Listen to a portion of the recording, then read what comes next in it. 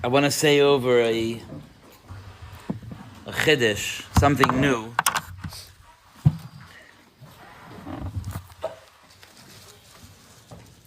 That I think is a big chizuk for us. In Parshas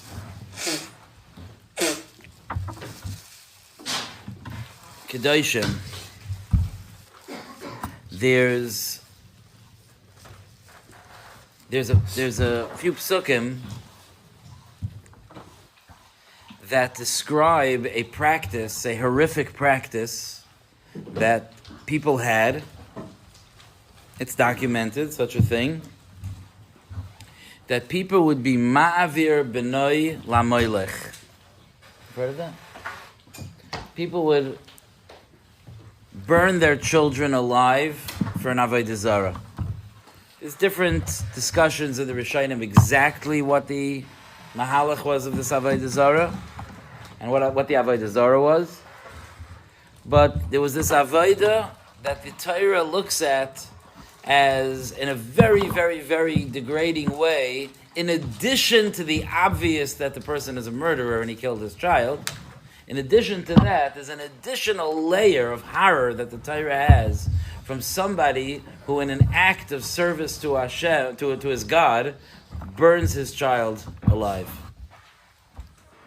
And the Torah says that someone who does that, v'nosati panai ba'ishahu, Hashem says, I will put my face in this person.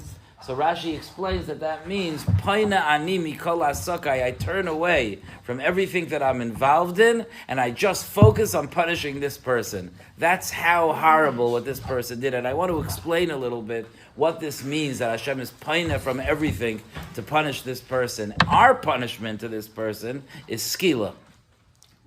And the lashon of the pasuk, fascinating, is Am ha'aretz, the nation of the land, Yirgemuhu ba'aven.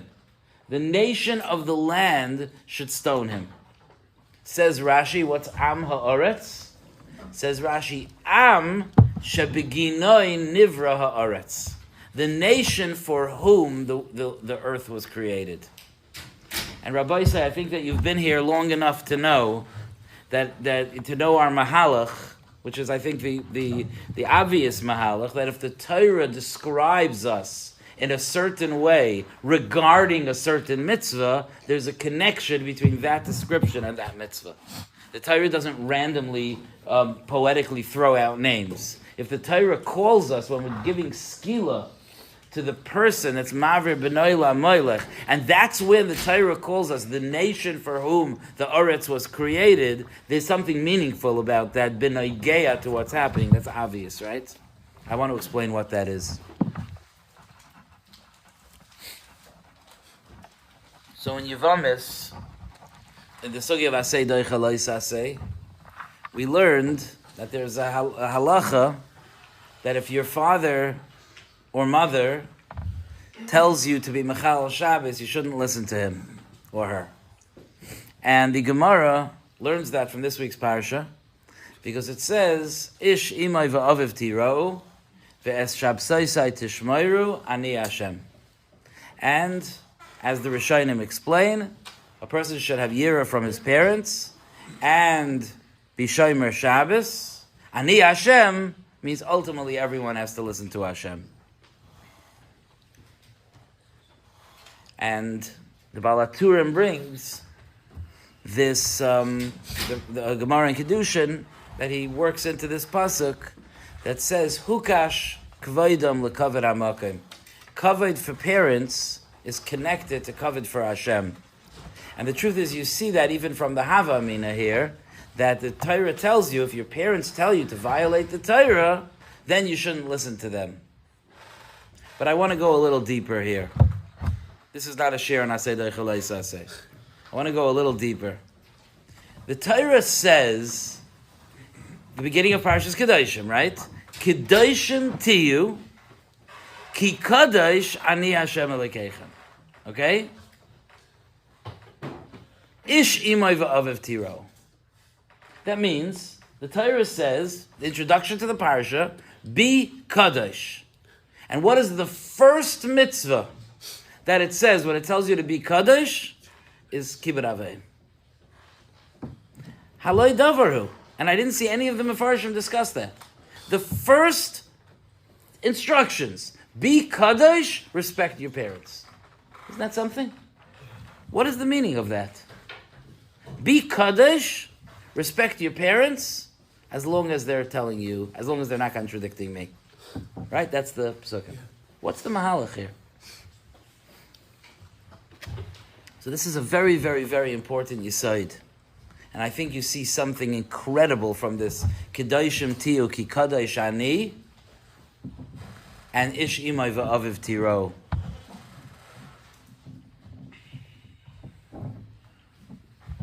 Parents, the Torah values very, very, very, very much that we should respect our parents. You know, I'm going to go off a little bit on a tangent here because many people have gone through tkufais with their parents. Those who know what I mean, know what I mean. And there's sometimes, like a person will have a feeling, I'm sure all of our parents are amazing, but sometimes a person will have a feeling, how could the Torah command that I respect my parents? What if my parents are not respectable? What if a person has parents that there's nothing to respect? Is there still a mitzvah of kibbud aveim? What's the answer? There is. Why? Why is that Torah telling me to respect a man who maybe is a Ganav? Or Russia, right? Such things do happen. Why is the Torah mitzvah kibbud aveim? Maybe the person is not respectable. Is this too scandalous of a question? No, I think it's a reasonable question, no? Yeah. What's the answer? The answer is, and I think I once saw this in a mabit. The answer is that you don't respect your parents because you think they're respectable. It's not your business whether or not that's Hashem's business. You respect your parents because you respect yourself and you came from there. And the way you show respect for yourself, that I am chashuv, I am valuable, I am grateful to be here, is to show respect to those who brought me here. Right? That's the vart of kibbud aveim. Now think about it. Be'emes, it really all depends on how we relate to our bodies. Because our neshama came from HaKadosh Baruch Hu. And our guf came from our parents. So, I think there are many people, some people even B'nai Torah, who have this very, very false, degrading, difficult approach to their bodies. They look at their bodies as the unfortunate attachment to their neshama. Really, my neshama is the good part of me. The body just causes me aggravation. It wants to do averos, and sometimes it does. It confuses me. It pulls me. It likes to sleep through shachris. My body is not my favorite part of me. It's always the culprit. You know? And unfortunately, I wake up in the morning, I have to drag my body to shachris, then I have to drag my body to seder. My neshama wants to serve Hashem, but my body, not so much. And now you're telling me I should respect the ones that gave me my body? That's all my issues came from there. That shouldn't compare to HaKadosh Baruch Hu, right? It shouldn't be hukash kvaydam l'kavod ha'makom, that there's an equality between the honor of Hashem and the honor of your parents. My parents gave me that disgusting body, and HaKadosh Baruch Hu gave me my majestic neshama. Is that a reasonable taina? The Torah says no. The Torah says that is absolutely 100,000% wrong. The Torah tells me that my greatness is that I have a body. Because the Kedusha that HaKadosh Baruch Hu wants us to bring into this world is to infuse the physical with Kedusha. If I just had a neshama, I could not do the mission that HaKadosh Baruch Hu gave me in this world. I would be a malach. Just neshama, that's a malach. I would be a malach. I would be the holiest of the holy, but I will have accomplished nothing. But when I have a body, I spend my entire life taking this physical thing, and I described it in a very disgusting way before, but that is 1,000% wrong, and that I am sanctifying and uplifting and perfecting and bringing up every time I do a mitzvah, every time I learn Torah, every time I hold myself back from an aveira, I'm uplifting and being mekadosh and filling this body with ruchnias. Isn't that the kedusha HaKadosh Baruch Hu wants in this world? Doesn't HaKadosh Baruch Hu want a Kedusha of Vayipach be'apav nishmas chaim, that he blew a neshama into our guf, and we do the same thing by trying to live, to fill our guf with Kedusha, to use our neshama to animate and fill and dominate over our guf in a way that it brings it to Kedusha? And you don't schlep your body to Shachris. You inspire your body to be there for Shachris. And it participates in Shachris. And then you wrap the holy straps of tefillin on that body. That's not a lowly body. That's unbelievable. That you could take the name of Hashem. Do you realize that you do that every day? You take the name of Hashem, Yud Kei Vav Kei, and you wrap it around your body. Only a holy body deserves that. Okay? So that's the Kedusha of the Guf.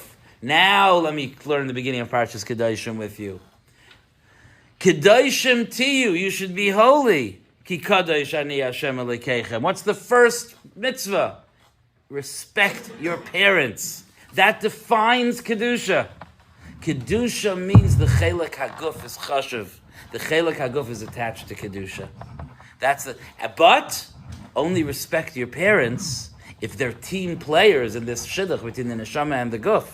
So, Kedoshim Tiyu, Ish imay va'aviv tiro v'es shabsai tishmayru. Ani Hashem.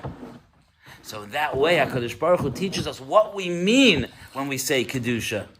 Shimon, I don't know if you remember, but a few months ago we learned a Chazal together.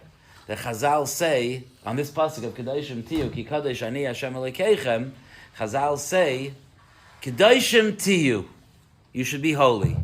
Yachal kamayni, you might think you should be like me, Hashem says. Talmud loymar, ki kadosh ani Hashem elokeichem. Kedushasi l'mayla mi kedushaschem. My kedusha is more than yours. It's a very, very mysterious chazal. Like the way it reads the pasuk. Hashem says, be holy. You might think like me. Don't know, you can't be like me. I'm holier than you. Is that an interesting chazal? But according to what we're saying, isn't it beautiful? HaKadosh Baruch Hu says, be holy. Not like me. My Kedusha is just a removed Kedusha. It's just Kedusha, it's just Ruchnius. I want you to bring my Kedusha into the world. Kedushasi l'mayla mi Kedushaschem. No, good shot. Kedushasi l'mayla mi Kedushaschem. Yachel kamayni. No, that's not the Avodah. The Avodah is not kamayni. The Avodah is not pure Ruchnius. HaKadosh Baruch Hu is, we can't even imagine the level of HaKadosh Baruch Hu's Kedusha. That's not the, no, we take Hashem's Kedusha, we bring it into this guf. So Kedoshim Tiyu, you realize how unbelievably gorgeous it is? Kedoshim Tiyu, Ki Kadosh Ani Hashem Elokeichem, not like me. Ish imay va'aviv tiro, respect your parents. That's the type of Kedusha. Amazing? Incredible? This guy that burns his son, he says, I want to make his body into Ruchnius. That's the idea of burning something. I want to make my son's body into Ruchnius. I want to reject his physicality. I don't want his avodah to be to take the gift of a body that I've given him and to fill it with Kedusha. I want to just turn the whole thing into Ruchnius, blow it up. I'm going to turn away from everything and punish this person. What does that mean, I'm going to turn away from everything? I'm going to turn away from everything means nothing has a tachlis if someone's doing that. This is against the entire creation of the world.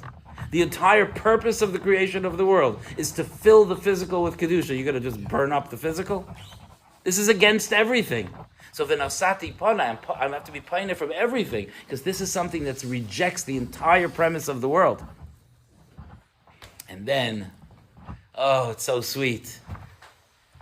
Am ha'oretz yirgemuhu ba'av. And who should stone him? Am shebeginoi nivra what? Ha'oretz. HaKadosh Baruch Hu created physicality. HaKadosh Baruch Hu created the oretz for this nation. And that nation stands up and is moiche and says, don't you reject physicality. Don't think the way to raise your child is to burn him alive on the stake. That's not the way you raise. You raise him is that you teach him to lift up his gashmiyas. Am ha'oretz yirgemuhu ba'av. And hafleva fella. Rabbi say, we live in a time that's very, very, very, very decadent physical time in history.